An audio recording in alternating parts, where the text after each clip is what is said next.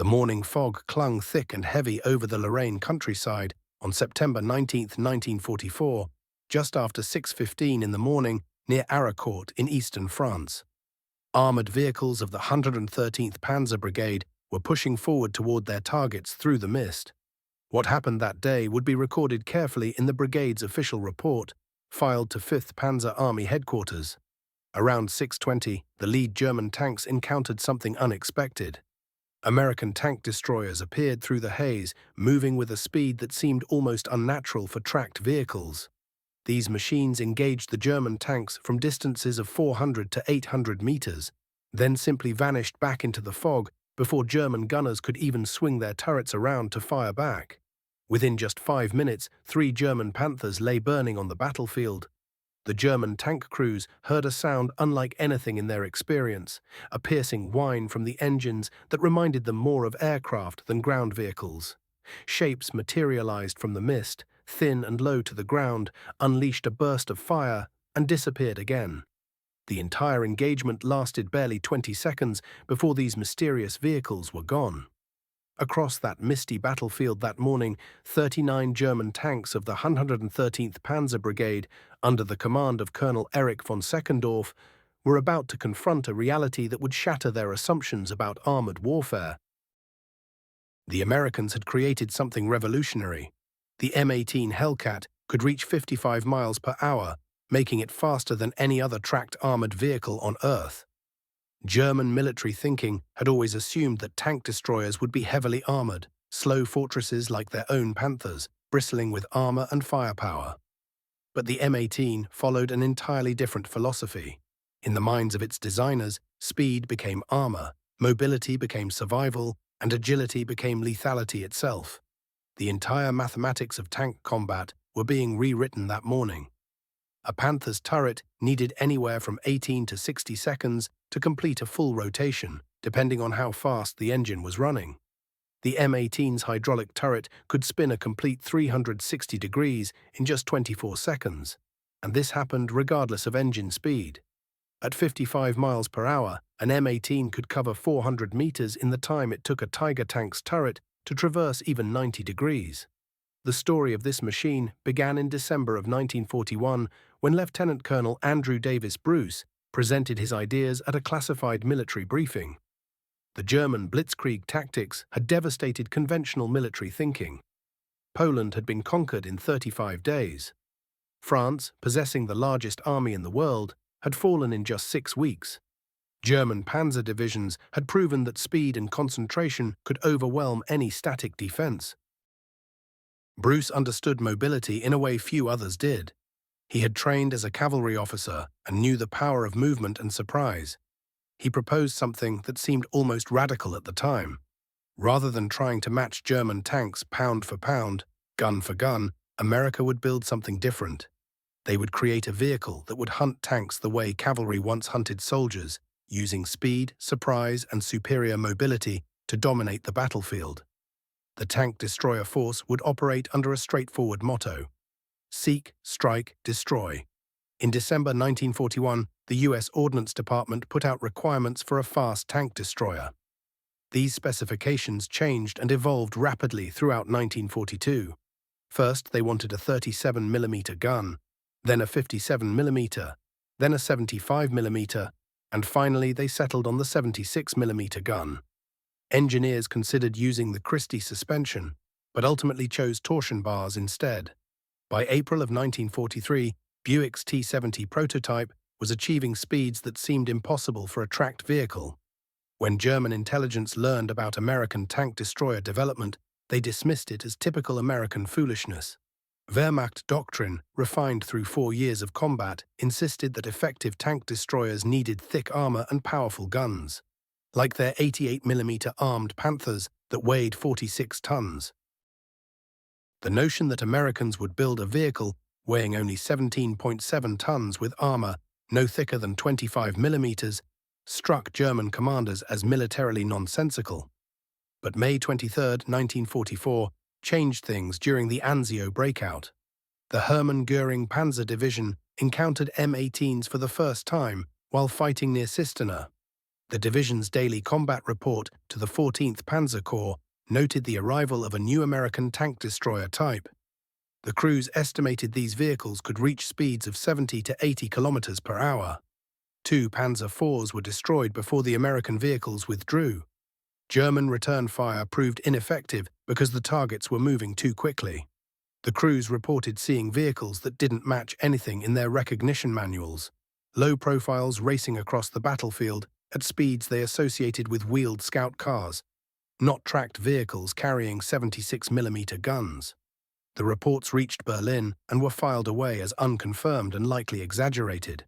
German high command believed that experienced crews were simply overestimating what they had seen under the stress of combat.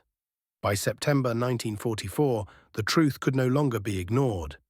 The US Third Army's advance through Lorraine had stretched German defenses to the breaking point. Hitler personally ordered a counteroffensive to retake Nancy and destroy Patton's advancing forces. General Hasso von Manteuffel's 5th Panzer Army assembled the best units available, including the newly formed 111th and 113th Panzer Brigades, equipped with brand new Panthers fresh from the factory. The 704th Tank Destroyer Battalion, attached to the 4th Armored Division, had positioned their M18s around Aracourt. As dawn arrived on September 19th, the German attack began in the heavy fog.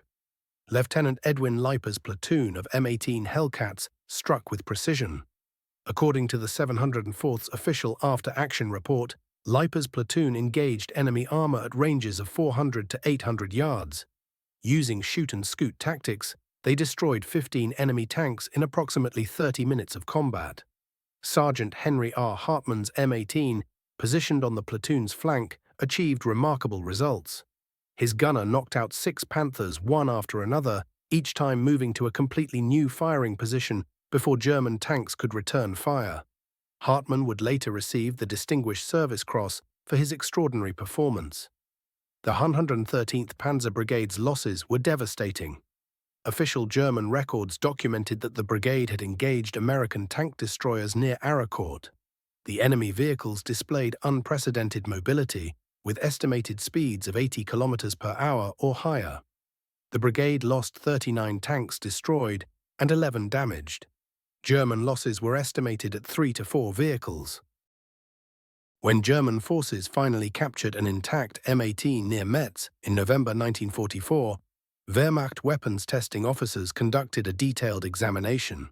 Their technical report, forwarded to the Inspector General of Panzer Forces, revealed specifications that challenged fundamental assumptions about tank destroyer design. Weight came in at 17.7 metric tons compared to a Panther's 44.8 tons. Maximum speed was verified at 88.5 kilometers per hour compared to the Panther's 46 kilometers per hour. The engine was a Wright R975 C4 radial, producing 400 horsepower in later production models. The power-to-weight ratio was 22.6 horsepower per ton, compared to the Panther's 15.6 horsepower per ton and the Tiger I's 12.8 horsepower per ton. The turret could rotate a full 360 degrees in 24 seconds using hydraulic power. Armor thickness was maximum 25 mm on the turret front and 13 mm on the hull sides. The main gun was the 76 mm M1A1 or M1A2. The transmission was an automatic torque-matic system with 3 forward speeds. The German report's conclusion was stark. The vehicle achieves its performance through an extreme design philosophy. Armor protection has been sacrificed for mobility. The engine is an aircraft-type air-cooled radial engine. An automatic transmission eliminates the need for constant clutching, allowing the driver to focus entirely on maneuvering. The combat effectiveness of this vehicle depends entirely on its mobility and the training level of its crew. The mathematics of the M18's superiority were undeniable. German tank turret traverse speeds varied considerably depending on engine RPM. The Tiger I could traverse 6 to 19 degrees per second, requiring 60 to 19 seconds for full rotation. Early Panther models managed 6 degrees per second, needing a full 60 seconds for complete rotation. Late-model Panthers could achieve up to 19 degrees per second at 2,000 RPM, though never faster than 19 seconds minimum. The Tiger II achieved 15 to 24 degrees per second, allowing 15 to 24 seconds for full rotation.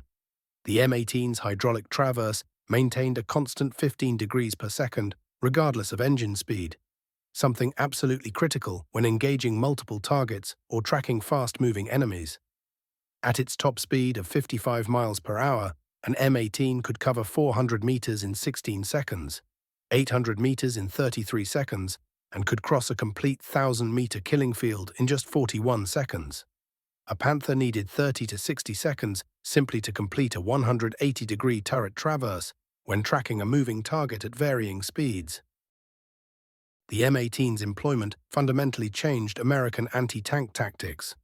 The 704th Tank Destroyer Battalion's combat manual was updated after Aracourt and specified that M18 employment emphasized mobility over direct firepower exchanges.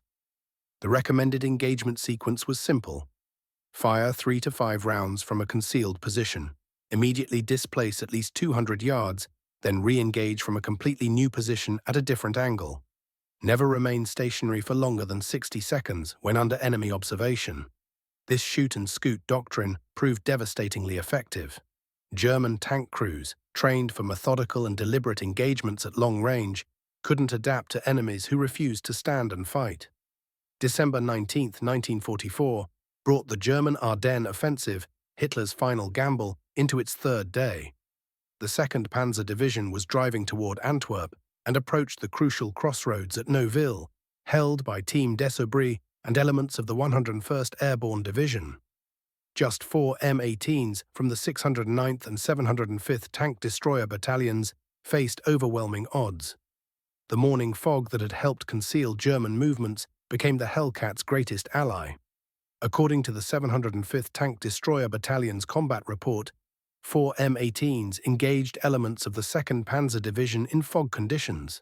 Using high-speed displacement between firing positions, they created the impression of a much larger defensive force. The official record confirmed they destroyed 24 enemy tanks. M18 losses numbered 1 vehicle lost to artillery. The Hellcat's tactics were straightforward but devastatingly effective. They would fire 2 or 3 rounds, then immediately reverse at full speed back into the fog. By the time German tanks could reverse their turrets toward the muzzle flashes, the M18s had relocated 200 to 300 yards away and were engaging from an entirely different angle. The 2nd Panzer Division's war diary recorded that they encountered strong tank destroyer resistance at Neuville, with enemy vehicles displaying high mobility, operating in fog, impossible to engage effectively because the targets kept vanishing and relocating. Attacks were suspended pending reinforcement. This 48-hour delay proved absolutely critical, allowing the 101st Airborne to strengthen Bastogne's defenses and ultimately hold the vital crossroads. By November 1944, German commanders were desperately searching for ways to counter the M18 threat. General Hasso von Manteuffel issued tactical guidance to 5th Panzer Army. The memo confirmed that enemy M18 tank destroyers were capable of 80+ kilometers per hour on roads and 40+ kilometers per hour cross-country. Standard engagement procedures must be modified. Do not attempt to track a moving M18 by traversing your turret. Instead, pre-position your turret on likely displacement routes. Employ infantry with Panzer Fausts on the flanks. Use artillery to suppress suspected positions. Avoid pursuit, because M18s will always outrun our vehicles. But these adaptations proved largely ineffective. The M18 speed advantage was simply too great, and German crews couldn't overcome years of training that emphasized deliberate, precise gunnery over rapid, reactive response. Buick Motor Division manufactured 2,507 M18s between July of 1943 and October of 1944. Production peaked at 267 units in November of 1943. The original contract had called for 8,986 vehicles, but this was eventually reduced as the war's end approached and tank destroyer doctrine evolved. Each M18 cost $55,230 in 1943 currency, relatively expensive due to the specialized engine and transmission, but still capable of mass production using standard American automotive industry techniques. A German Panther, by contrast, cost approximately 117,100 Reichsmarks and required significantly more production time because of its complex final drive and transmission systems. The M18 had been designed for mass production from the very beginning. The Wright R975 radial engine was already being produced for aircraft and other vehicles when designers began exploring its potential for ground combat. The torque-o-matic transmission removed the need for intensive driver training. The open-topped turret made manufacturing far simpler, with standard automotive parts incorporated throughout wherever feasible. At Camp Hood, Texas, the Tank Destroyer Training Center created specialized instruction programs for M18 crews. The training they received differed fundamentally from what conventional tank operators learned. Driver instruction focused on high-speed maneuvering, rapid acceleration, and sudden braking, and exploiting terrain to maximum advantage. Drivers needed to master maintaining top speed while keeping the gun platform stable during brief firing pauses. For gunners, instruction emphasized acquiring targets quickly and engaging while the vehicle was moving. This contrasted sharply with German gunnery training, which emphasized deliberate, carefully aimed shots at extended ranges. M18 gunners instead learned rapid fire at moderate distances, accepting lower accuracy on initial shots in favor of quick engagements and follow-up fire. Commander training stressed constant battlefield awareness, making split-second decisions, and working smoothly with other M18s in their unit. These commanders learned to think several steps ahead, constantly identifying their next two positions before even firing at their current target. The psychological makeup required for M18 crews looked completely different from heavy tank crews. Recruiters sought men who thrived on risk, made decisions instantly, and valued speed and agility over the reassuring presence of thick armor plating. The M18's most glaring vulnerability was painfully obvious. Maximum armor thickness reached only 25 mm on the turret front and a mere 13 mm on the hull sides, leaving the vehicle exposed to virtually every anti-tank weapon in the German arsenal, including 20 mm anti-aircraft guns when they got close enough. 37 mm anti-tank guns worked at any distance, as did focused infantry weapons, shell fragments, and even heavy machine gun rounds striking the side armor at short range. This thin skin shaped every single aspect of how the M18 was supposed to fight. Operating procedures hammered one point home: never sit still while enemy forces could see you. Stay out of towns where mobility meant nothing. Keep at least 500 meters away from enemy foot soldiers. Hide behind hills and terrain whenever possible. Work with infantry to knock out enemy anti-tank crews. M18 crews developed an almost instinctive sense of their surroundings, constantly watching for danger and identifying escape routes. By the war's conclusion, tank destroyer battalions equipped with M18s had compiled the following confirmed records. The 700th knocked out 106 enemy tanks. The 603rd claimed 92, the 609th achieved 67, the 705th accounted for 89, the 805th recorded 51. A total of 540 M18s saw actual combat, reaching maximum strength in March 1945. Combat losses totaled 216 vehicles, producing a kill-to-loss ratio of 2.3 to 1 in Europe. Average engagement occurred at 650 meters. Average battle duration lasted just 2.3 minutes.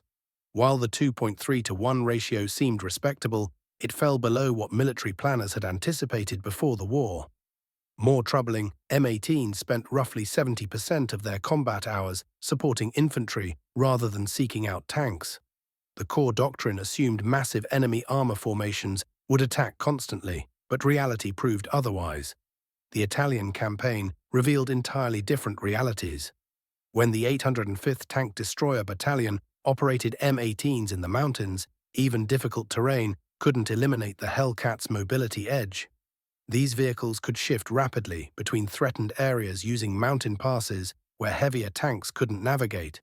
Fighting around the Gothic line, M18s would dash to hilltops, strike German vehicles in the valleys beneath, then dash away before counterattacks arrived.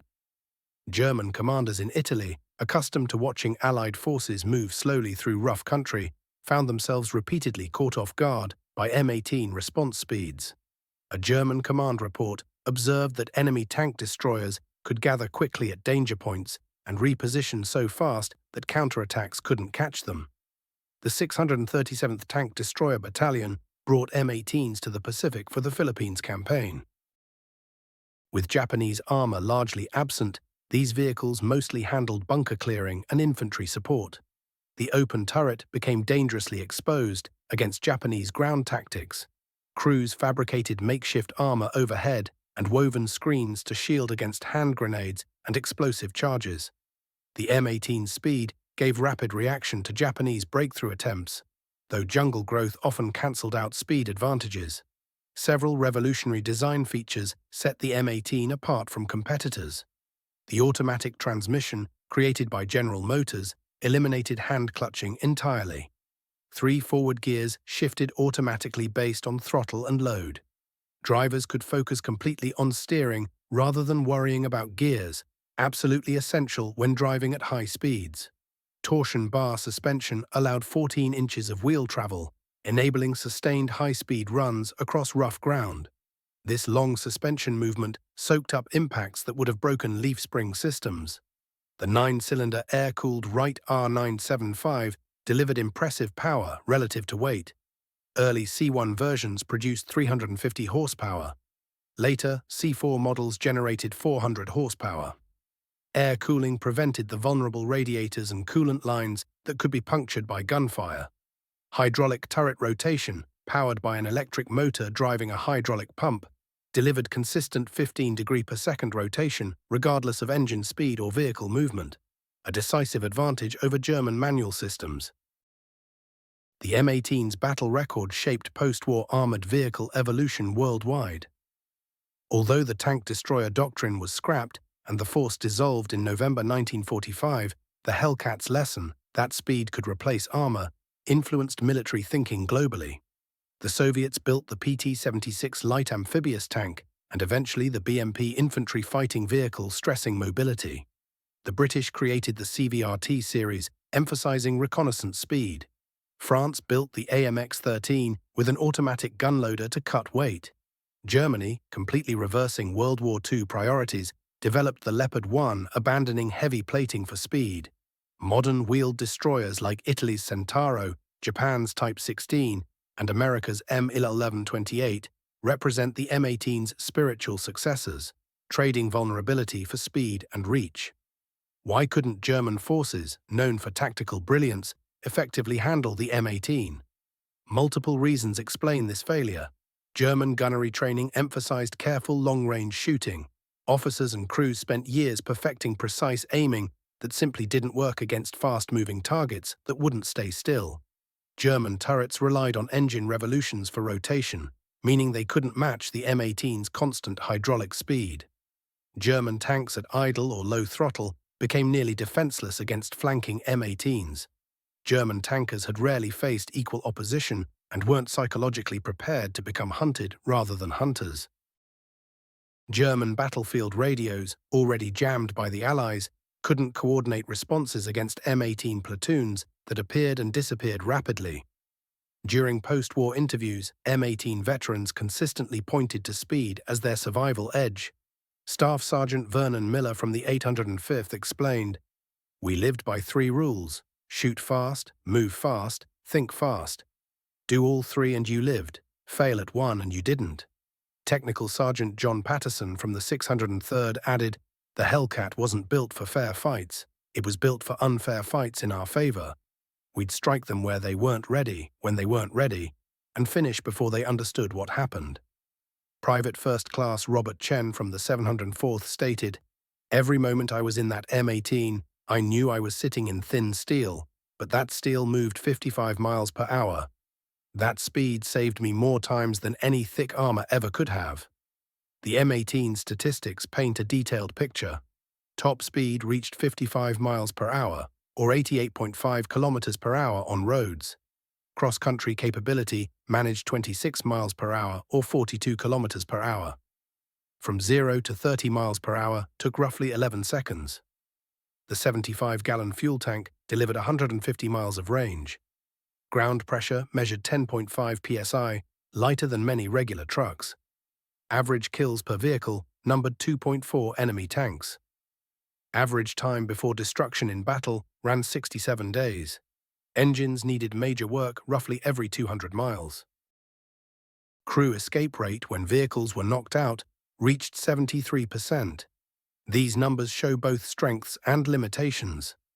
High crew survival reflected the vehicle's exceptional speed, allowing personnel to exit even after their M18 took hits. Short battle survival time confirmed the peril of tissue-thin protection. The M18 Hellcat's legacy transcends the specific machine to touch fundamental modern combat concepts. Speed to targeting. Modern warfare stresses quick targeting, resembling the M18's shoot-then-disappear method. Protective systems. Today's active protection systems chase what the M18 achieved through velocity, avoiding impacts rather than withstanding them. Linked warfare. M18 platoons striking from multiple points simultaneously foreshadowed connected modern operations. Unconventional advantage. The M18 showed that winning doesn't mean matching enemy technology, it means nullifying it. The M18 Hellcat remains one of World War II's most creative combat machines. Emerging from American manufacturing strength and battlefield thinking, it shattered fundamental beliefs about armored fighting. German tankers trained to dominate through thicker plates and bigger guns found American creativity meant entirely new rules. The 55 miles per hour wasn't simply engineering, it represented thinking German doctrine couldn't process. The M18 revealed that surviving warfare doesn't belong to the biggest, the heaviest, or the most firepower-packed. Survival goes to the fastest, the nimblest, the most flexible. German crews watching their perfectly aimed fire miss vanishing. Hellcats learned this repeatedly across the French countryside, through the snowy Ardennes, and in Germany's final desperate battles. Military historians examining the M18 see beyond hardware specifications. They see American innovation neutralizing enemy capabilities through unconventional approaches.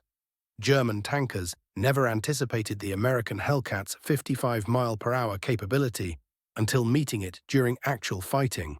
That technological edge, merged with training and tactical flexibility, generated something transcending mere mechanical details.